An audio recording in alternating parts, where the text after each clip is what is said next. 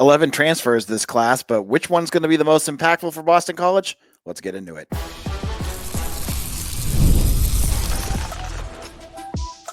You are Locked On Boston College, your daily podcast on the Boston College Eagles. Part of the Locked On Podcast Network, your team every day. Hello, everyone, and welcome. This is Locked On Boston College, your team every day. I'm your host, AJ Black. I'm the editor of Eagle Insider, part of the 247 Network. Thank you for joining us. We are your only daily Boston College podcast, and we are privileged to have you as our listener joining us today. Today, we're going to talk a lot about it, transfer portal. The portal is closed. Classes have started. We're going to look at this class, analyze this season who will be the most impactful transfers for Boston College. I'm going to give you 5 in order who I think are going to be the most impactful for BC in 2025. And then we'll end it with a new segment I'm going to call Say Something Nice About BC Basketball. All right, let's kick this off with the transfer portal. BC landed 11 transfers. They have a punter who is a preferred walk-on, Seamus Florio. I don't think I talked about him at all. Coming from Yale, he's going to join Andy Quinn and Sam Candotti and a few other punters that they have to try to figure out how to fix this punting thing. They have Ben Mann, who's a long snapper from Yale as well. But there's 11 transfers that we know of that play positional football. And I believe all 11 of them are scholarship athletes. The purpose of today's discussion is not to go over long-term how these transfers are going to impact this team. You have a bunch of different players with a bunch of different eligibility remaining. And so what we're going to look at is just for the year 2025, who is going to be the most impactful transfer? I'll give you the 5. We'll start with 5, 4, and 3 during this first segment. Number 5, and I didn't put him number 1, is Alabama quarterback Dylan Lonergan. Lonergan, now you have to go in with the thought in your brain. Will Grayson James be the starting quarterback in 2025? If you think he's going to be the starter, then Lonergan is more of an asset for the future, right? Like you're going to bring him in and he's obviously going to compete. But if James ends up winning it, Lonergan may just, you see him in a few mop-up duty roles or against, Fordham or something like that. And maybe that'll be it. So there's a potential that, especially if James wins this job, Lonergan is not a big asset this year. I still think he's going to be a big asset moving forward. But looking at 2025, the potential compared to the other 4 that we're going to talk about, I think there's the potential that maybe we don't even see him.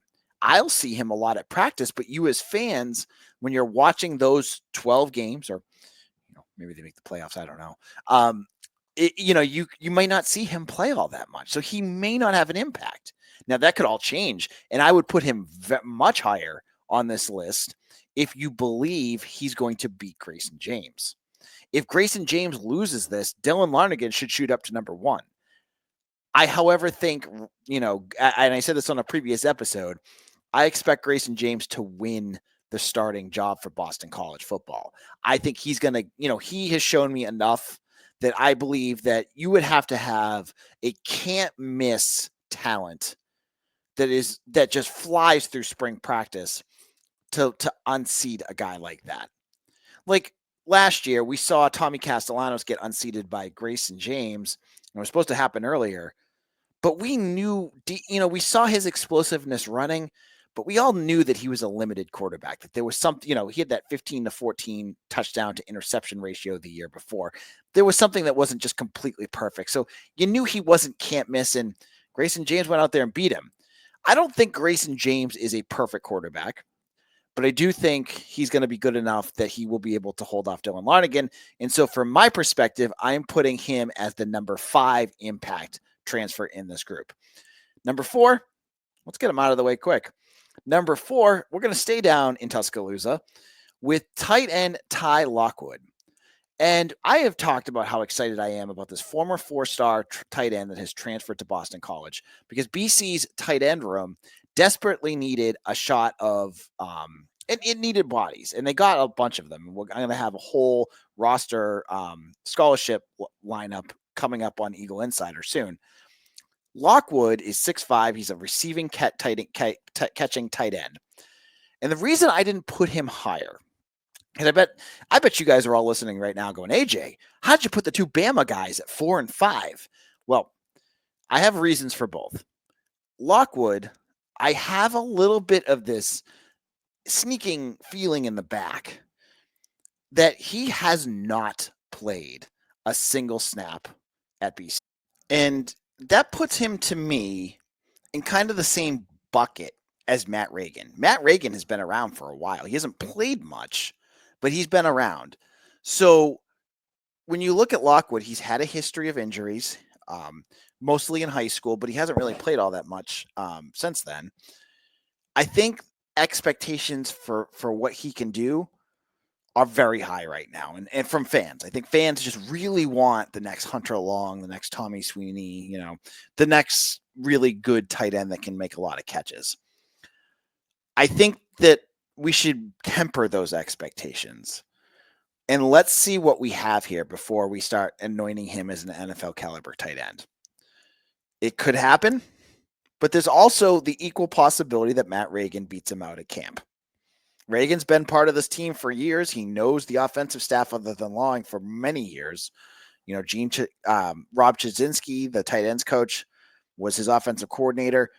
He could very much win this job.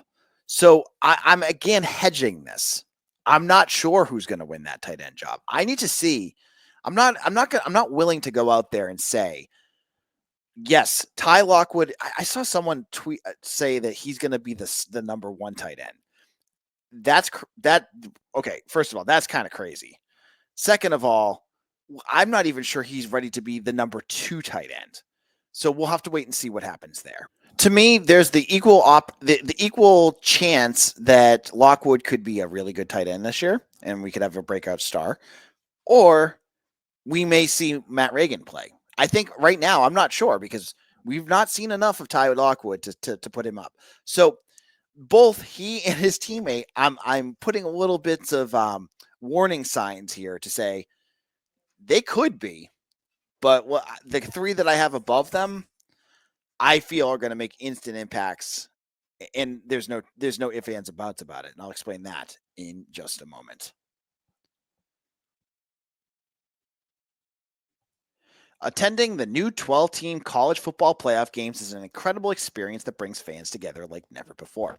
I remember the excitement of past playoff games and can't wait to make new memories with the updated format and extra teams involved. I'm looking forward to Ohio State and Notre Dame. Gametime has a new feature called Gametime Picks that makes getting tickets for events even easier. It filters out the fluff to show you only incredible deals on great seats, so you don't have to waste time searching through thousands of tickets.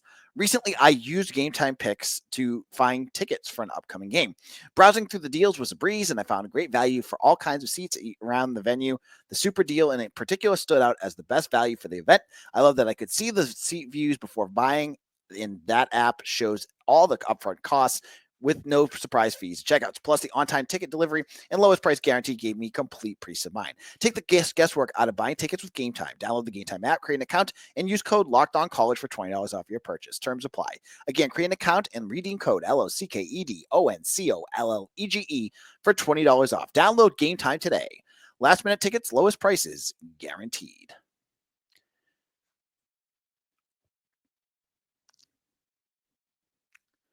Locked on Boston College. This is AJ Black, and I want to shout out all my Eagles nesters. We're going to do a Q&A session here on a future episode with all questions from our Eagles nesters. If you want to check it out, if you want to try a free month of getting videos from me, getting text from me, you can ask me questions, whatever you want. The promo code for a free month, risk-free, is Bill O'Brien Monster. Sign up in the show notes today. Now, let's get into our top 3 picks. My top 3 selections, and I'm sure a lot of you already are going, why are the Alabama guys below what's going to obviously be some FCS dudes? And I'm going to say this because I think the FCS dudes are going to play a much more critical need. They fill a much more critical need of what Boston College has. Now, number 3 for me is Tommy Matheson. Now, BC landed 2 transfers on the offensive line, Amir Johnson from Merrimack and Tommy Matheson from Princeton. Both FCS level players, but there's a big difference in what they've done. Amir Johnson has played for 2 seasons. Tommy Matheson has played for 4 seasons. Or 3 seasons, and he's a grad student. He has much more experience than Amir Johnson. Now, Amir Johnson, if you were to ask me long term, who's the more impact, I would say Amir Johnson. But I think Matheson's going to be a big role this year. And I think I'm getting the sense that maybe he might be your starting center come fall. Now, remember, Matheson, who came from Princeton, he's an all Ivy League player. He plays guard, he plays center, so he's going to play interior for you, which is a big need for BC next year because you lost Kendall and you lost Conley. He could fill. You can plug and play him anywhere. So if Dwayne Alec ends up winning the center job, which he could, you could move him to guard. You can move him to center if he does better. I think the important thing with Matheson is that he's coming in the summer. He's graduating from Princeton. I don't know why he's wasting his time graduating from Princeton, of course, to get to the much more prestigious academic school at Boston College this summer, where he'll finish a master's degree. He's going to be set up for life, huh? Well, he does that. He's going to have just the summer practice. And yeah, maybe there's a little skepticism that someone who's just practicing this summer might take a little while to get things rolling. I could see why you might be a little bit hesitant to put him up there, but he fills a very big need. He gives you depth at a position that you definitely were worried about. You didn't know what you're going to get, and he's experienced. That's the big piece. He's got a ton, I figure it was like 1,200 snaps. It's way up there. I mean, he's played a ton of snaps for the Tigers. He's bringing that here. Yes, he's an Ivy League school. I am not. I'll preface with all 3 of these guys. Hungry guys from FCS schools will play to the level that they're capable of with good coaching. I trust Bill O'Brien and his staff that he's got these guys here that they're going to be able to get stuff out of them. So I'm going to put Tommy Matheson at number 3. I also want to shout out Mitch Wolf, who helped me with this list. Mitch is going to be on a show again. He's our writer from Eagle Insider. He'll be on a show again later this week to talk some more BC football. Number 2, another big need and another player that will fill that need is Onye Nwisi from Valpo. He's a defensive edge rusher. Again, he is a grad student. He's played for years for Valpo, and he's coming to BC at a time when BC desperately needs edge help. They just lost Neto Ekpala and I don't know, this guy, Donovan Azaraku. Don't know who he is. Actually, I do. Defensive Player of the Year in the ACC. The biggest shoes to fill. And you have Quintavious Hutchins, who's going to fill one of those edge rusher roles, most likely. With Bill O'Brien and his earn it stuff, I'm not sure who's going to play, but I would guess that Hutchins is going to get it because he's busted his butt the last year or so. So you have one spot filled. That second spot is completely up for grabs. Now, you could throw somebody in there. You could throw in Edward Kalengi. He has some experience. You could use, Gilbert Tongrangu, even like one of the new guys, like Favor Bate. Favor Bate looks impressive. Maybe he's a guy that he picks things up fast and he has an explosiveness to him. Or you, just like you did, why we have Matheson on here, you go with the guy that's played a bunch, and that's Nwosisi,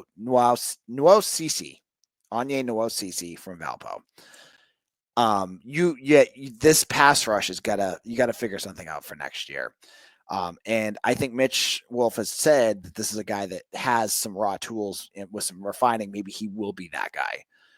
Because if you can improve Hutchins to like a 6 or 7 sack kind of guy, he was 4.5 last year, and bring in Nwosisi and have him being 5 or 6 sacks, and then, be a little bit more exotic with your blitzes to get a few other guys, you'll be okay with your pass rush.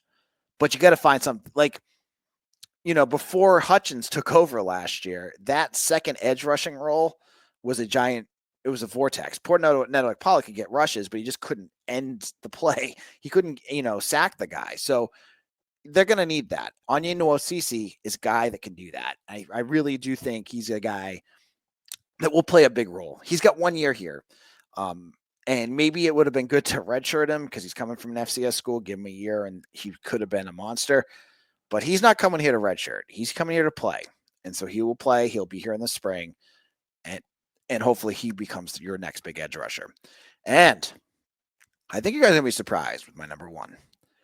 My number 1 is something someone me and Mitch have talked about a lot, and someone that he watched the film and said to me, AJ, this guy's got something. There's something here with this guy. And it fills yet another need, and that is the defensive tackle position. Now, BC has guys that can play tackle. Owen Stodmeyer's been fine. You've got Ty Clemens, who's been playing better. Quan Williams can do it. But you don't have the guy. And maybe this player could become the guy. And that is Chuck Nadeau. Every time I think of him, I think of like Sharknado, but with Chuck. Like I can see his face on like a tornado. But that's kind of how he plays. He's big, he's fast, he's athletic. There's a reason he was one of those FCS players that a lot of Power 5 schools went after, and BC was good and got him quick because he's talented. He's a guy that's going to jump right up. He's going to be an immediate impact player, and he could step in and start right away. I don't think there's any hesitation that this guy is going to be the most impactful 2025 recruit that you have. Now, if Dylan Lonigan's your starter, that throws all this into disarray. If Ty Lockwood becomes the next Hunter Long, that again throws that. But I'm saying, based off of what I'm projecting out, I think Chuck Nadeau is going to be a much more important player. He's going to help fix that defensive line because you have a ton of questions on that defensive line. You have guys that have been piece players. You know, Ty Clemens played 80 snaps last year or something like that. Quan Williams, he only played a couple hundred. They have not been the guy. They have not been asked to be the every down defensive, or not every down because they don't play that way, but the majority of the snaps kind of guy that like Cam Horsley did. So they're going to need someone else in there. Chuck Nadeau has done that. And he's a New Jersey guy. I think the staff is really excited to get him. I think he's going to be someone that you're going to have to watch for. There's other players that you could have put on here. Seamus Florio, obviously a punter. Clearly could have been someone you might have wanted to see. I like VJ Wilkins, but again, I'm a little concerned. He's a smaller, fast guy. Last time we had one of those was Jade McGowan, and Bill O'Brien didn't use him. So there's potential that maybe they don't even use them. I would imagine if they transfer here that they figured out how to use them, but you never know. That's the way things are. Now, in our final segment, I'm going to quickly glaze over what happened in that Notre Dame game. I'm going to tell you something positive about BC basketball because, gosh, we need it. I'll get into all that in just a moment. After the holiday hustle, there's nothing like giving your home a little TLC. I always find that decluttering and refreshing my space helps me get into a routine. Whether you're tidying up, clearing out, or just want to give your space a new look to start the year, WayFair has everything you need, all within your budget. I'm currently looking for furniture, and their huge selection makes it easy to find pieces that fit my lifestyle and budget. I need some porch furniture. My porch furniture is falling apart. I always go to WayFair. I know I'm going to get the best prices, and they have a great selection. And with free and hassle-free delivery, even for my larger items, they're the place to go. I'm loving them. So give your home the refresh it needs this spring and winter with WayFair. Head to wayfair.com right now. That's WayFair.com. WayFair. Every style, every home.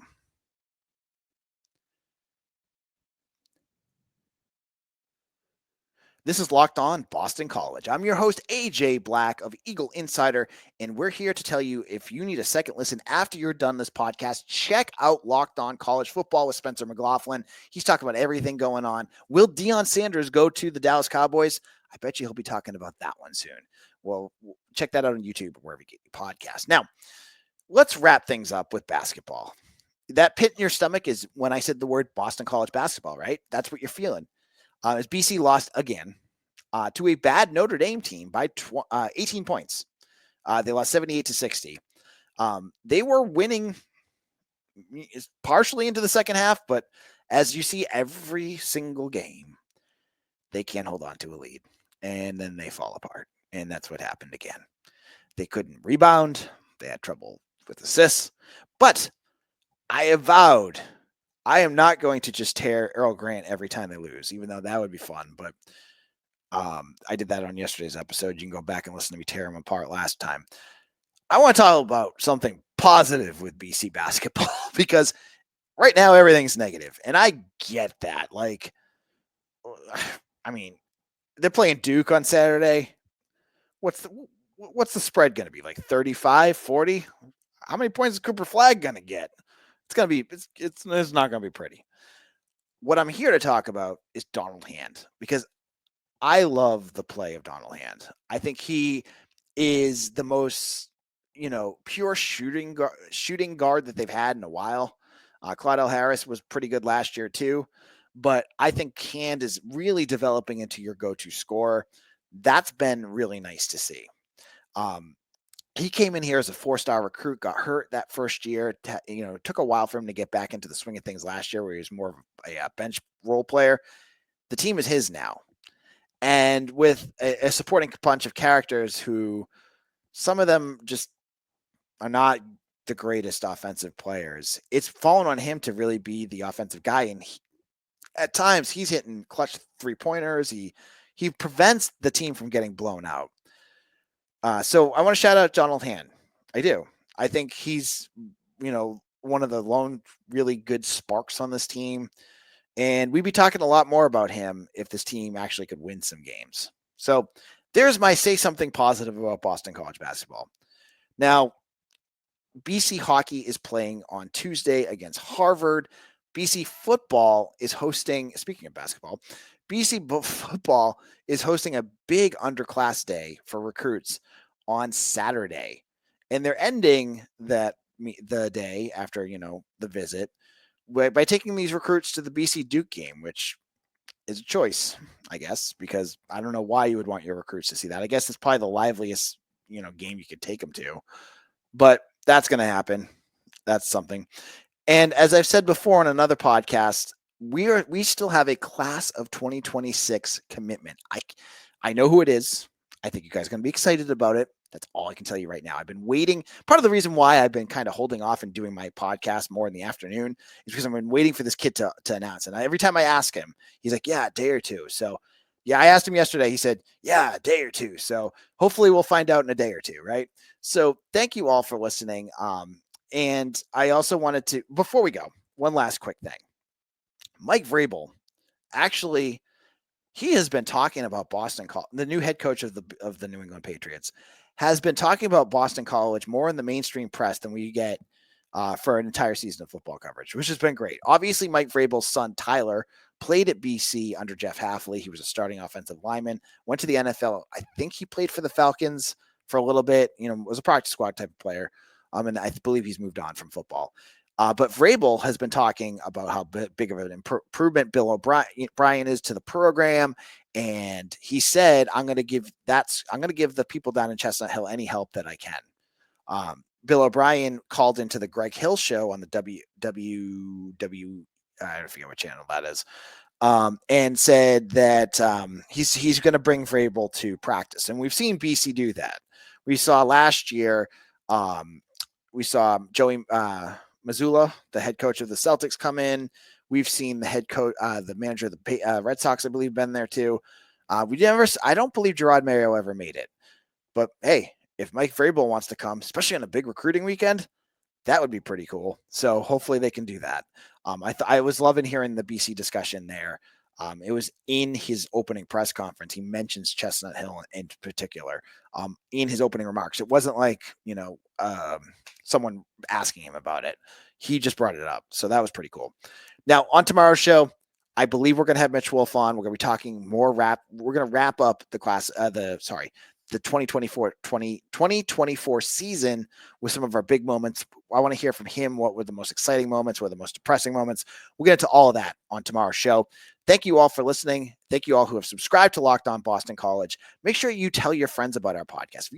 If you got season tickets to BC football and you have not told your seatmates or the people who you tailgate about us, what are you doing? Tell them about us. Tell them to check us out on YouTube or wherever you get your podcast. That's the best way to help this podcast grow.